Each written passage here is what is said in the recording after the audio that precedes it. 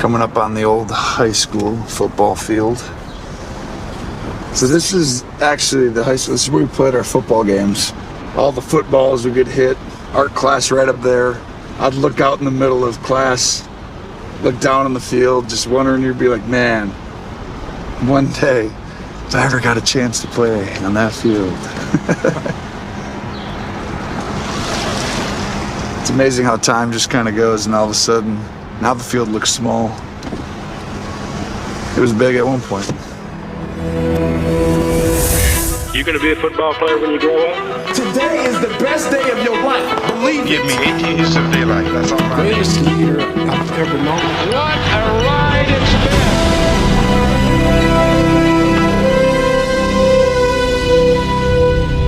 been! Let's go right now! I always felt like I never could throw the ball as well as I wanted to comparative to other people.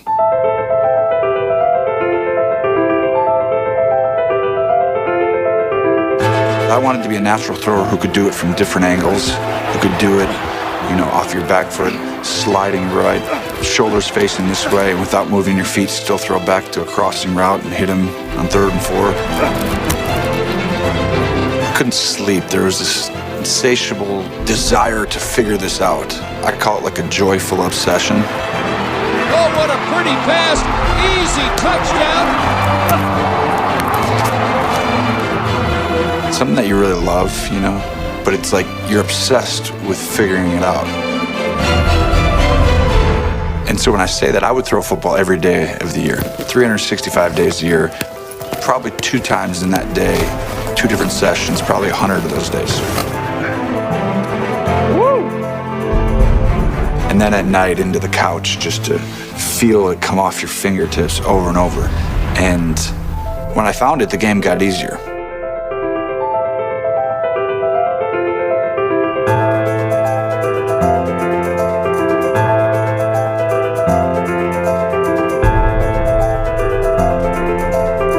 Forget about the winning and losing. That was what brought me joy, was feeling the improvement.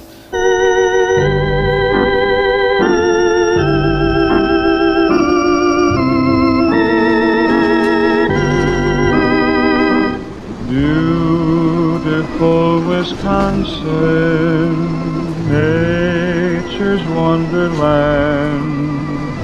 In all my dreams I see. Before becoming the Cowboys' all-time leading passer, Tony Romo's obsession took root in small-town America, in a place called Burlington, Wisconsin. Oh, Tony? Yeah. Tony's everything here in Burlington. And the pine center there. Well, I grew up here, and Burlington's a small town. It's, there's probably 10,000 total people. It's a tighter-knit community because it is smaller.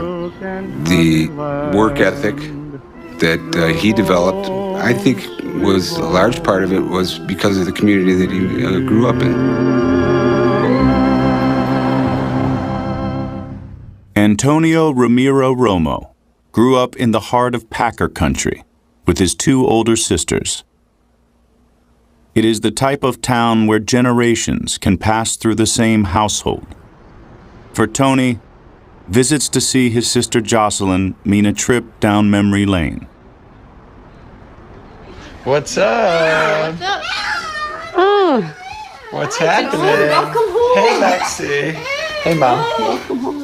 Sports was really my whole life growing up. I would play sports 24/7. You want to see Dad's room? Yeah. Yeah. It was so big when I was little. My bed was right over here, same way. I remember when he was younger, in the morning I'd find tablets next to his bed, and there were plays on them, no matter what sport he was playing. We had posters. We had Michael Jordan, Brett Favre. We had a bunch of, other legends of the game. He basically lived in the gym. Yeah. We used to call him a gym rat. I mean, we were buying him tennis shoes, remember, every month. This is really where the first time I had an obsession of like something I loved every single day, and it was basketball when I was a kid. We hung a basket right up on the garage one year. But the driveway was actually gravel, so then my parents were nice enough to make it cement one time. It would be midnight, and I think we could hear the basketball bouncing, and we'd have to the neighbors are trying to sleep. And boy, was he special, because he just makes everybody better. He had that knack of knowing where to pass, when to pass, who to pass to. It was just so innate that you didn't have to teach it. I loved it. It was all the time. I'd come out here, stay out till 2 in the morning if Mom let me.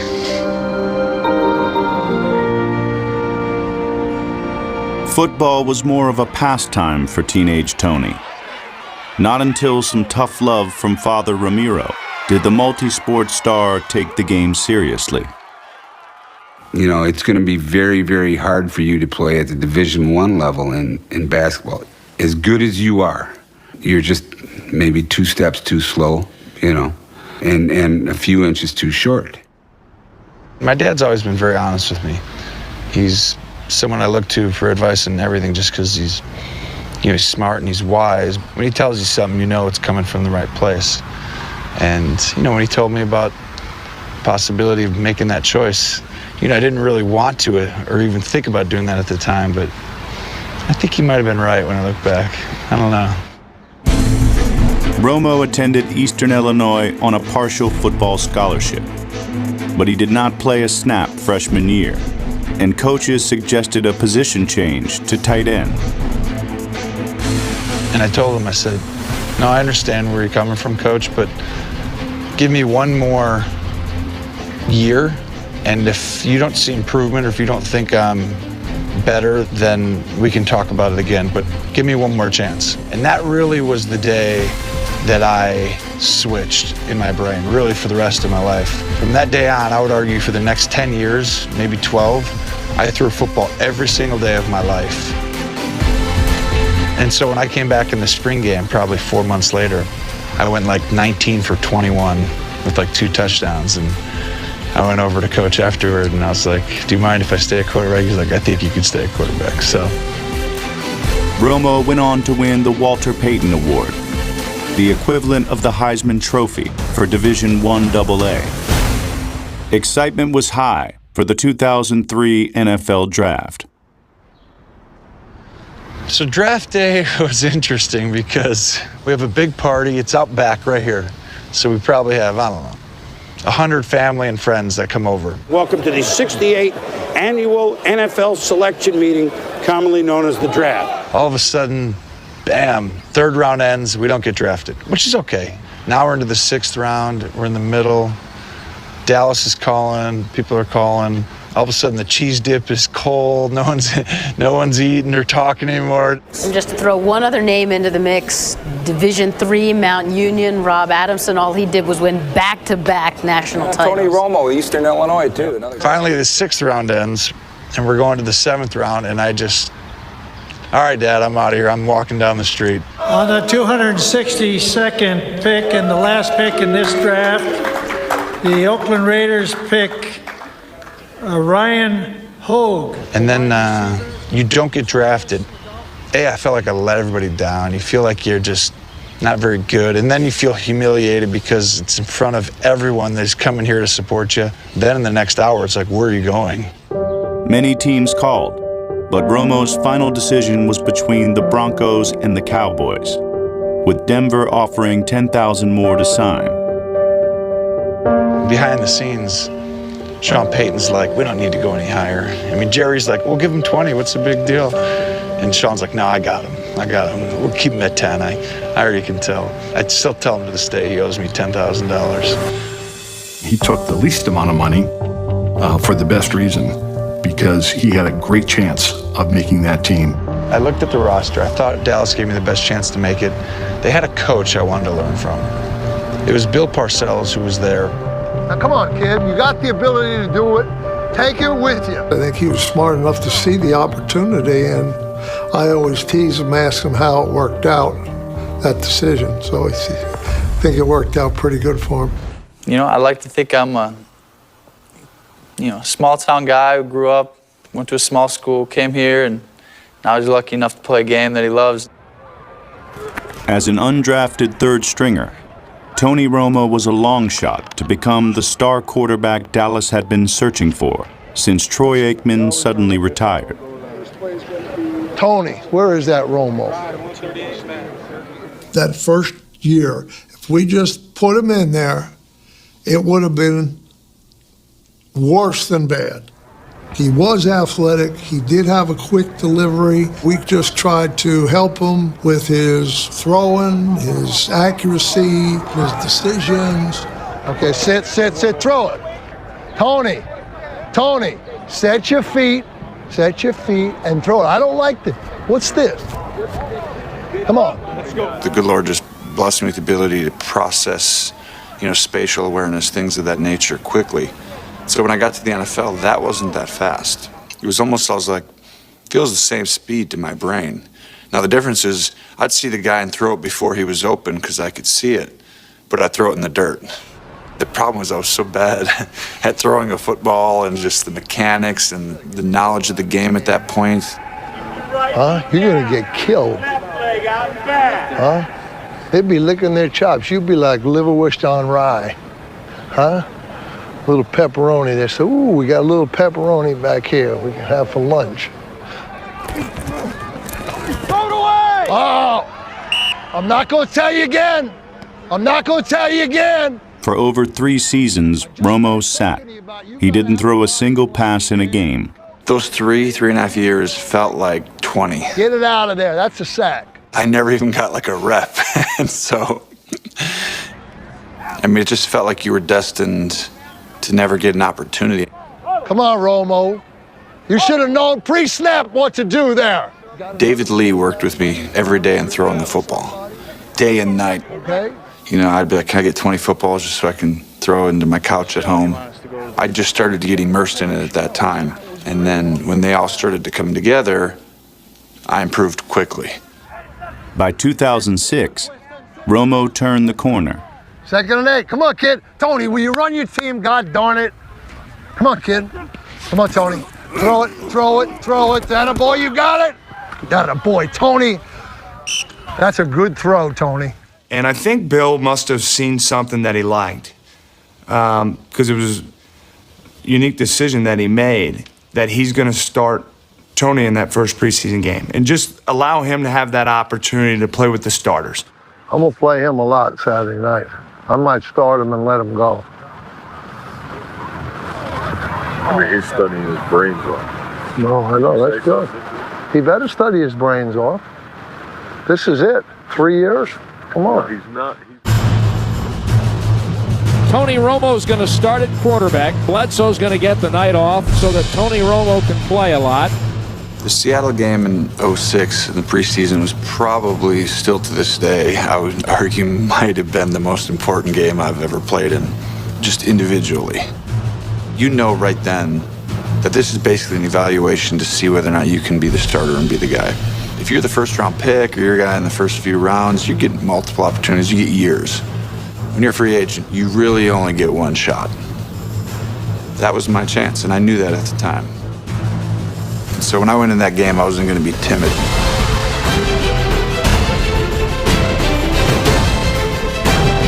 Romo has completed his last 6 in a row.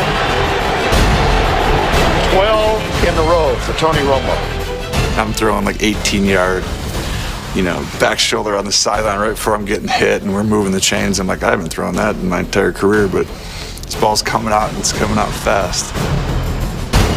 Here's Romo, goes deep in the end zone. It's caught, touchdown, Dallas. What a heck of a throw by Tony Romo. Offensively, there's only one thing you're going to watch, and that was Tony Romo. And I think he's certainly class success. He did a real good job, and that's when I knew he's going to get a chance to play in the league. The preseason performance began a buzz for the backup in Dallas. Romo showed similar poise when discussing his next contract 3 weeks later. In the 4th preseason game, before the game, you go out and you warm up for an hour, and I come in, and all of a sudden, one of the coaches says, hey, Coach Parcells wants to see you in the coach's office. And so I'm like, okay, that's different. Bill and I got him in a little old room, like a closet almost. And Jerry's like, Tony, come on, sit down right here. And Bill's sitting there with a little bit of a scowl on his face. Put this chair, and right when I'm about to sit down, they kind of pull the chair in. So now it's like all three of our knees are touching right next to each other. And I had both my feet kind of on his toes, and Bill was sitting there almost a half an inch from his ear. It's about the most intimidated I've ever been in any sort of a setting in your life. So we were squeezing him a little bit to sign the deal. Bill says, you know, I can't play today. I can't play today. I mean, we're not gonna showcase you for the rest of the league. You out there, you play well, and you know, you're a free agent this year and you're going to go play somewhere else. I'm not going to let you play to that unless you're going to sign this contract that we offered you. He was so composed. He was so good. And he looked me in the eye and he said, I'm going to get to play when you've got an investment in me. The one you've proposed doesn't really make the kind of investment in me that I think will get on the field. I need to get on the field. And so Jerry looks over at Bill and they look at each other and they're like, okay, I think we're going to do the contract that you want. And I was like, okay. I shook his hand and said, that's done. He walked out of that door, and Bill jumps up and grabs me and said, we've got us a quarterback. Said, man, did you see that composure under this kind of pressure? Romo earned the contract he wanted, but entering the 2006 season, he was still Drew Bledsoe's backup. His only full-time job was holding on place kicks. Midway through the year, on Monday Night Football, his long-awaited chance arrived. Drew Bledsoe, that last interception is one that just can't happen. And I think Tony Romo is about to replace Drew Bledsoe at quarterback.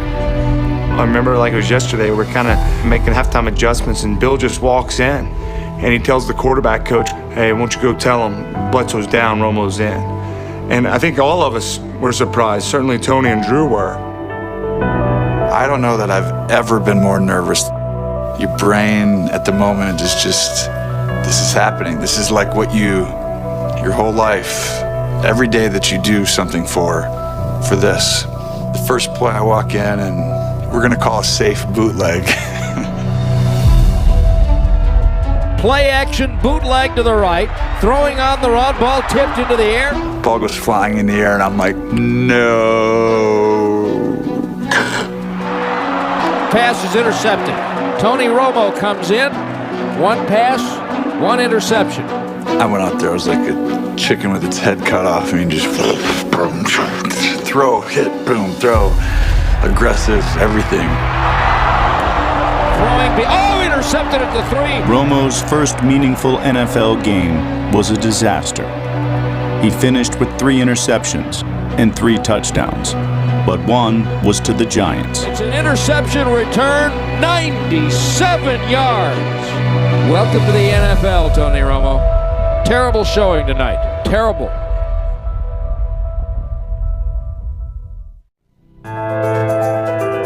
After 3.5 years on the bench, Tony Romo earned the starting job in Week 8 of 2006. He led Dallas to wins in 5 of his first 6 starts. On Thanksgiving, he tied the Cowboys' record for touchdown passes in a game, as fans playfully enshrined him. 5 touchdown passes for Hall of Famer Tony Romo. What's going on? Just got it yesterday. Did you see your name in the Ring of Honor that someone has looked at? You know, that's something you aspire to one day, definitely. And, you know, if I could play another 15 years maybe. 5 touchdown passes over. Well, I know, but you know, a couple of them were, I could have thrown those 2. We've got a ways to go here, so put the anointing oil away, okay? Bill Parcells tried squashing Romo mania, but it couldn't be stopped. Within an instant, your life changed. It was almost like a Disney sports-themed movie. The guy comes out of nowhere and just takes the whole city and then the country by storm. And it's Romo mania, and there's signs in the stadium. It just was something that I don't know that we've ever seen happen here in Dallas. I was driving home from work one night, and there was one of those billboards, those digital billboards, and there was my brother on this billboard, and I was like, oh my gosh. That was probably the time where you really stopped being the Wisconsin kid, and now you were the Dallas Cowboy.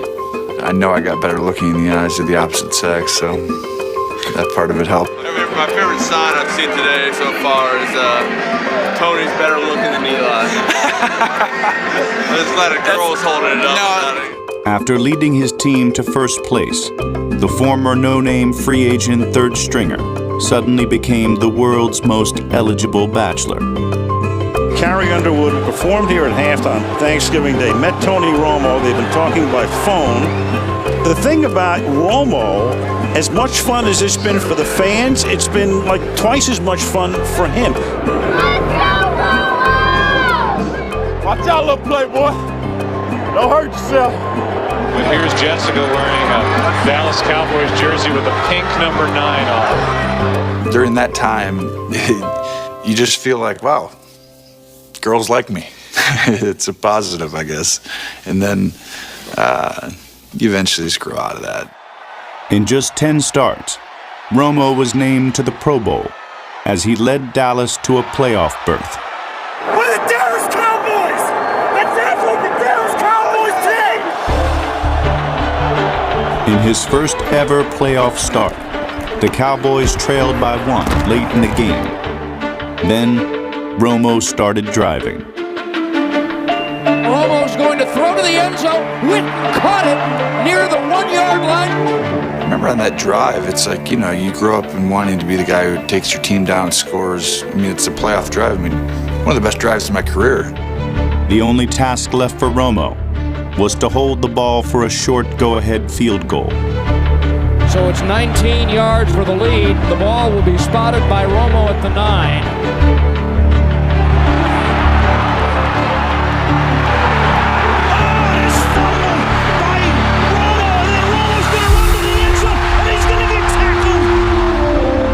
Ball was slippery, blah, blah, blah. They used a new ball, you know. Still got to put it down. The crazy thing is, I thought I almost made it to the end zone. I feel the guy coming in front of me, and I'm trying to get the angle to get across and really just get the first down. But I didn't know the guy was behind me.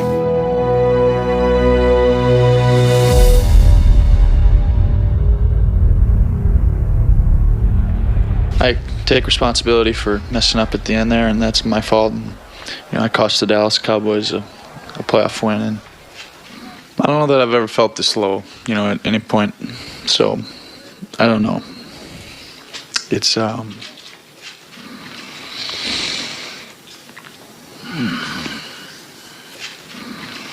fans took that tough, but I think they believed that the future was going to be Tony Romo.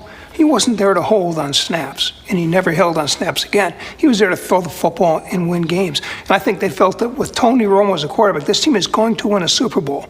Well, we got high hopes. Entering 2007 with sky-high expectations, Romo delivered.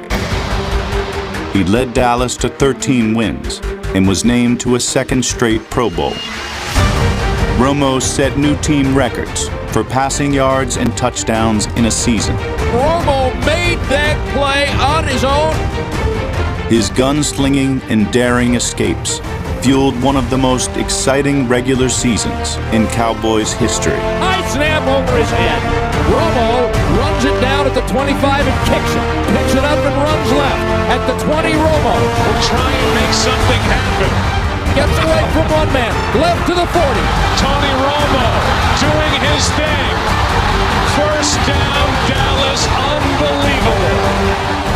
Dallas looked destined for the Super Bowl, earning the top seed for the postseason. Romo decided to take Jessica Simpson and a couple teammates on vacation during their off weekend before the game. Tony came to me early in the week in the bye. Hey, let's get some friends of ours.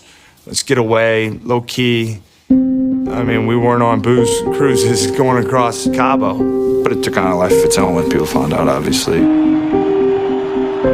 For a second straight season, the Cowboys' Super Bowl hopes were dashed without a playoff win. An interception with 9 seconds left is going to end the Dallas Cowboys season. That's a tough loss to take just because I feel like that was our best team.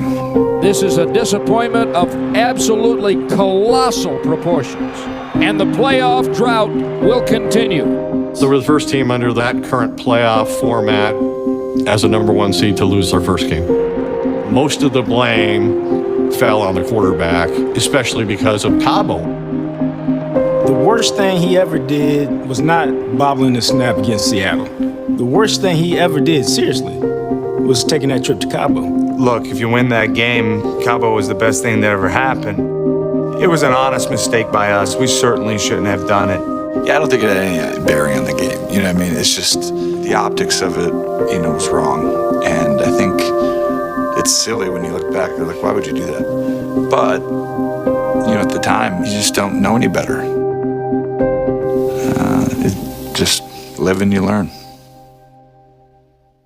What Tony does such a good job with the boys is he's a really good teacher. Wait, Eddie, what is that? He comes up with really creative ways to teach the kids. Oh! Drop back. You throw it deep, you drop back. Tap, tap. Tap, tap. Yeah, good throw. He taught Hawk, our 6-year-old, how to play chess. What should I do then? Well, when you get pinned, what do you do? Put pressure, but I think this is a better pressure, right? It's the only pressure you got. Good job, buddy. Teaching is the culmination of decades of joyful obsession. But competitiveness is what drives Tony Romo. Like using an obscure chess maneuver to best his 6-year-old son. You know what I'm going to do, though? A thing called en passant, remember? When you move up 2? Did you move past my pawn? Yeah. It's called en passant. Only when you're in that position. It's a rare one. Believe me, I'm not going to hold you accountable. You're 6.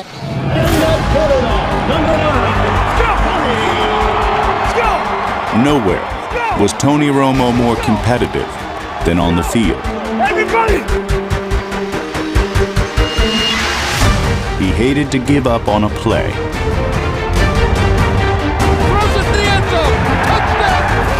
He looks, he dances, he stands, he moves. He bumps into a blocker. Now he runs right. Throws in the end zone. Touchdown!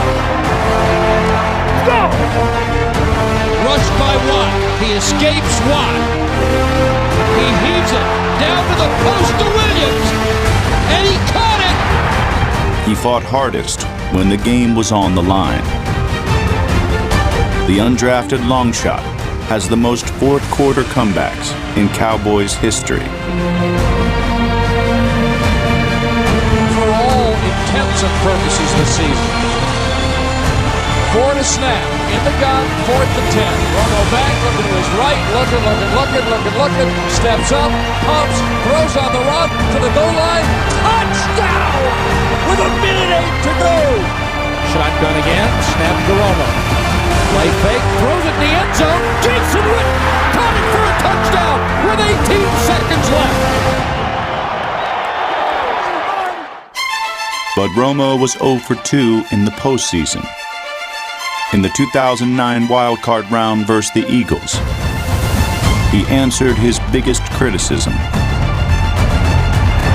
Caught by John Phillips for the first touchdown of the game. They blitzed Romo, he's handled it. They sent 3, he's handled it. Tony Romo, he's been pretty darn good today.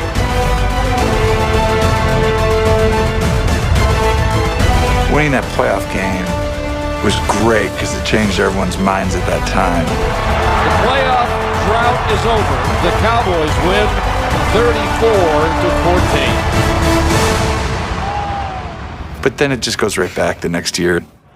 54! Unfortunately, the next season took a vastly different turn. Blitz is on. Deep is one left. The pass is caught by Austin in front of Thomas. Tony Romo's flat on his back. And he was blasted. And he's down and hurt right now. Did we catch the pass? Yes. The first down. Yes. I saw the left one? Yeah. Did he come out? I don't know. What yard line are we on? 29. Look out. Tony Romo is asking his way back in. Hang on, wait a minute, we're going to get you checked out here. A broken clavicle ended Romo's 2010 season. The following year, he showed just how much pain he could endure against the 49ers. I go in at halftime and they take a x-ray and I got broken ribs, you know. They don't know anything about a punctured lung and that, but they think there might be a possibility based on whatever. And they're like, yeah, we can't let you go back.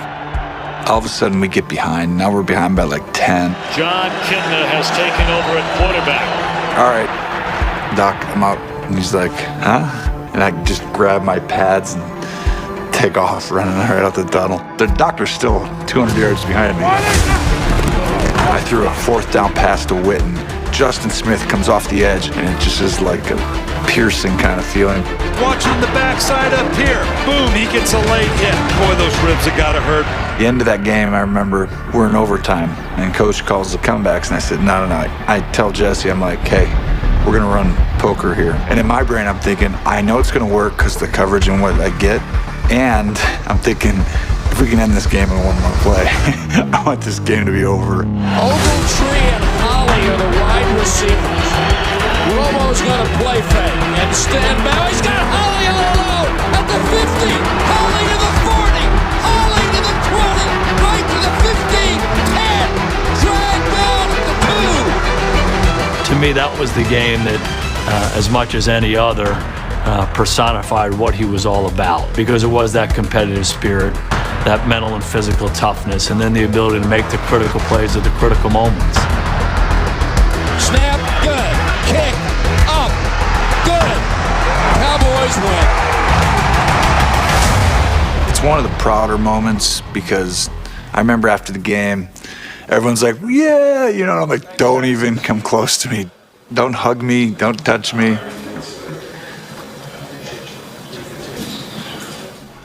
Let's be the team we're supposed to be right here. Let's go win the game in this drive. You're all good enough to do it. Now it's time to go do it. It's our time, boys, right now. You ready? Let's do it.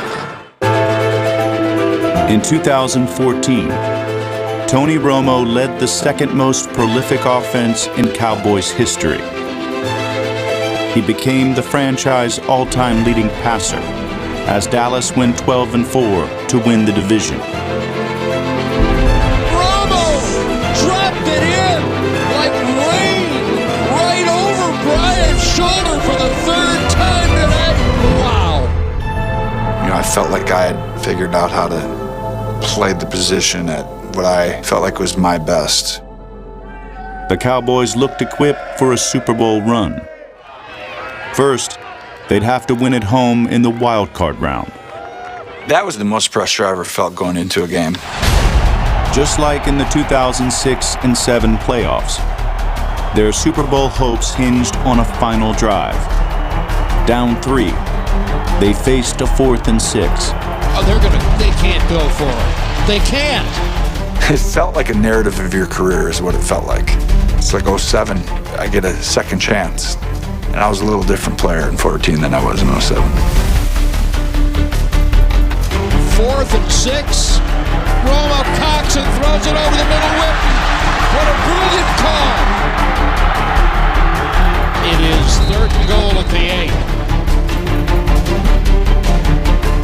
4-man rush, they pick it up. Romo looking around, nowhere to go. I remember being like, ooh, they were ready for this play. They'd seen it on tape. So at that point, there's a calmness that you have to go through. And I just turn and fire that ball about as hard as I could at that moment. Romo throws it in the end zone. Brilliant! Touchdown to the post. The Cowboys have their first lead of the game. When he caught that pass, it was pure joy.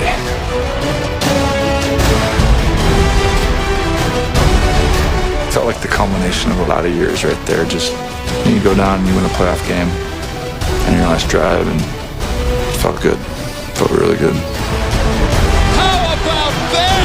The Cowboys are going to go to Green Bay.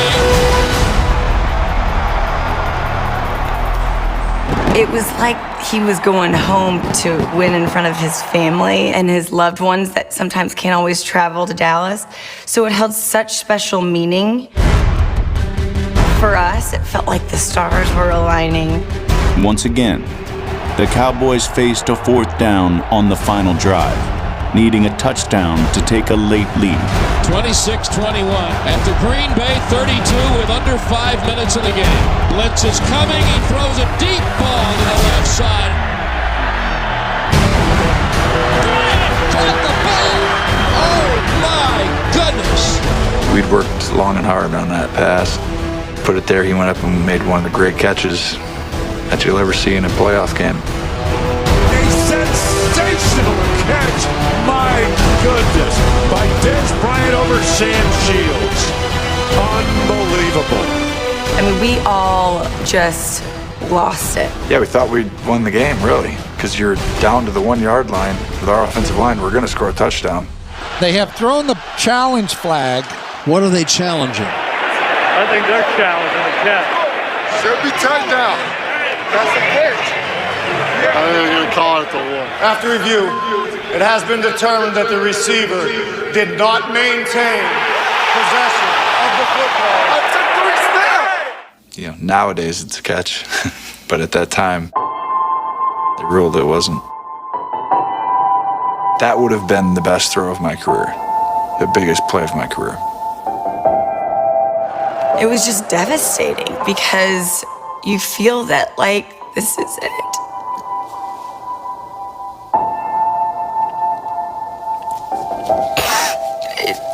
You feel for your husband. You're just so sad for them because you know how hard it is to get there, first of all. And then you know how devastated they're gonna feel. It's like a piece of you just gets ripped apart that day. And that's what professional sports does, and that's what makes it difficult, but also amazing at the same time.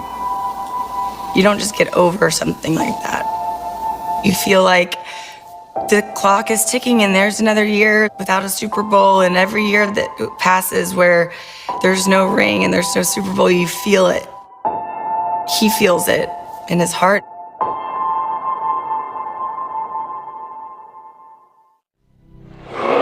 Did you ever change up your grip before? I did about 5 years ago. It helped. To what? To what?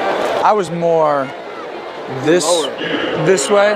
Now, which I'm still not even. The exact same way. You are? It's all a puzzle. It's just figuring out the techniques or the things that matter to be more successful than not. Because people just get into a routine and they do the same things over and over. It's like there's always a way to keep improving. Hey, and the kick, too. The kick. Gives you that extra half second. Yeah. And he don't overstride.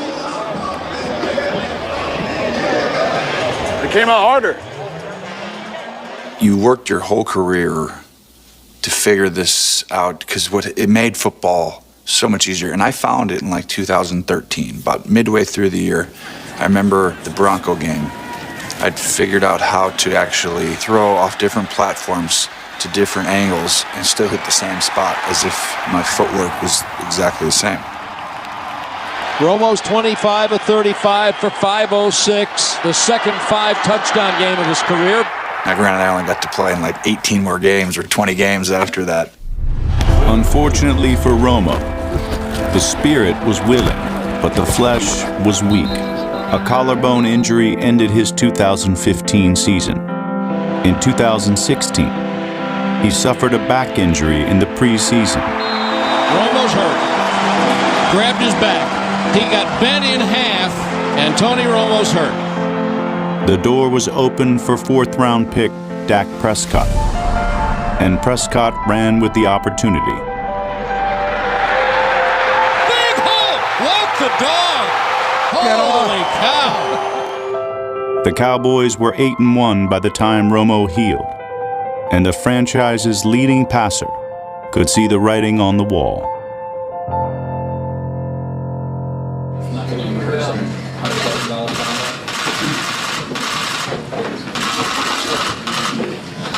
What's up, guys?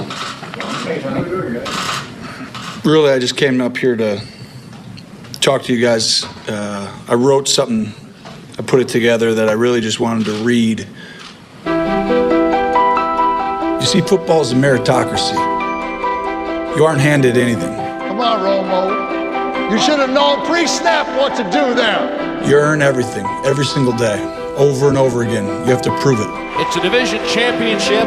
It's a total domination. A great example of this is Dak Prescott. He's earned the right to be our quarterback. It's not always easy to watch. I think anybody who's been in this position understands that. What is clear is that I was that kid once. I remember the feeling like it was yesterday. Romo scrambling, stops, points, cocked, throws in the end zone, touchdown! It really is an incredible time in your life. And if I remember one thing from back then, it's the people that helped me along when I was young. I love you, bro. You're the best. And if I can be that to Dak, I've tried to be, and I will be going forward. That's what you'll remember. Not your stats or your prestige. You kidding me? But the relationships and the achievement that you created through a group. Lastly, I just want to leave you with something I've learned in this process as well. I feel like we all have two battles. One with the man across from you. The second is with the man inside of you. I think once you control the one inside of you, the one across from you really doesn't matter. And I think that's what we're all trying to do. Thank you, guys. Appreciate it. It was the most perfect speech I've ever heard, and I think that's why it was so hard, because you're kind of saying goodbye. But I've never been more proud to be associated with somebody in my life. At season's end, the undrafted kid from Burlington retired a Cowboys legend. We have the Ring of Honor. I don't think of anybody that could be more deserving than someone that's made a huge contribution to this franchise than Tony Romo. So you're saying Tony Romo's going to be in the ring? Yes, I am. Little did Romo know that a chance meeting in 2016 would decide his next career.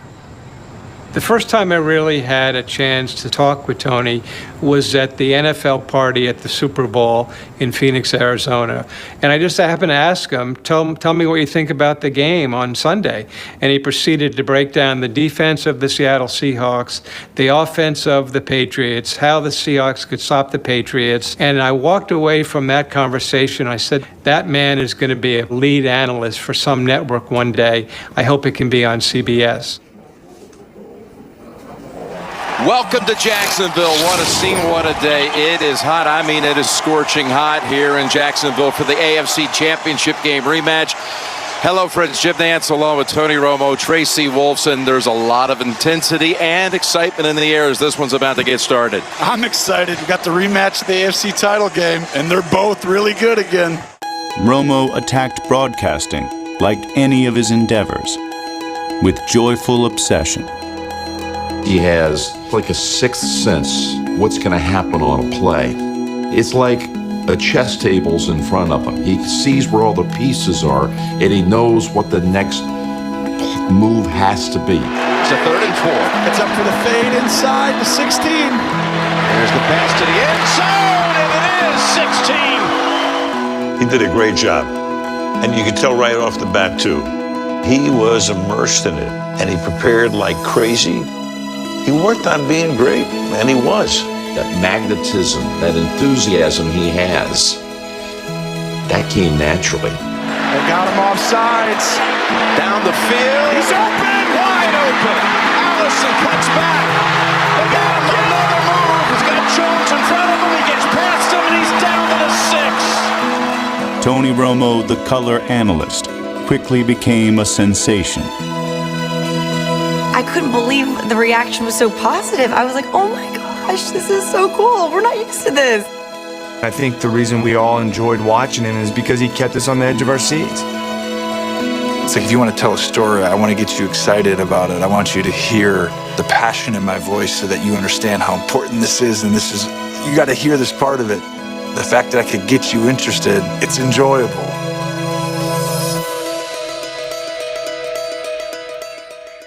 I don't know, guys. What's harder, raising you guys and making sure you're behaving, or playing football? Playing football. Why is that harder? Behaving. Behaving. Some people are like, hey, how do you feel you didn't have a Super Bowl, you didn't have this, or you didn't? And I'm like, are you kidding? Like, you think I had it bad or rough? I'm the luckiest guy who's ever walked. That's how I feel. I wake up in the morning just being like, thank you. I have more gratitude toward my career and life probably than people realize. I worked hard, right? But there was so much other stuff that came into play for that all to happen, and to have this beautiful family, these 3 boys and beautiful wife. I mean, I just can't imagine there being a better word than gratitude toward what the Lord's given me and allowed me to do in this life. Content with his career and life, there's still the question of what brings joy to the obsessive Tony Romo. I mean, it's funny because I switch these differing times. It used to be just singularly focused on this one thing, and now it's like that family. And then you go over to broadcasting. Jacksonville plays like a New England, right? And then you go into golf for me now. Tony Romo is the winner of the 29th American Century Championship. That's basically my daily mind ritual, I guess you could say. It's just constantly going through these things, which is great.